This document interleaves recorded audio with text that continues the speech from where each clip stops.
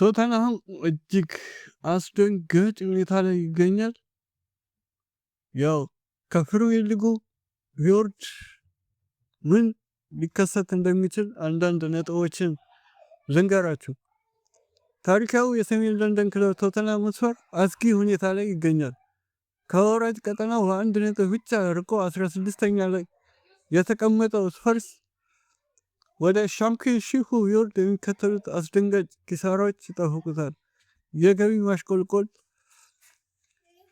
690 ሚሊዮን ፓውንድ ገቢ ወደ 261 ሚሊዮን ሊወርድ እንደሚችል፣ የስርጭት መብት ከፕሪሚየር ሊግ እና ከአውሮፓ ቻምፒዮንስ ሊግ ያገኝ የነበረውን ከፍተኛ የቲቪ ገቢ ሙሉ ለሙሉ ያጣል።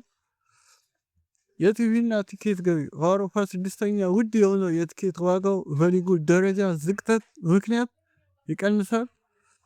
የስፖንሰርሺፕ ቅናሽ እንደ ናይክ እና ኤአይኤ ያሉ ድርጅቶች ክለቡ ሲወርድ የሚከፍሉት የገንዘብ መጠን በጣም ይቀንሳል። የሰራተኛ መቀነስ ክለቡ ያለበትን 29 ሚሊዮን ፓውንድ ኪሳራና ከፍተኛ ደሞዝ ለመቋቋም 877 ሰራተኞችን ለመቀነስ ሊገደድ ይችላል። እናም እጅግ አጣብቂኝ ሁኔታ ላይ ይገኛል።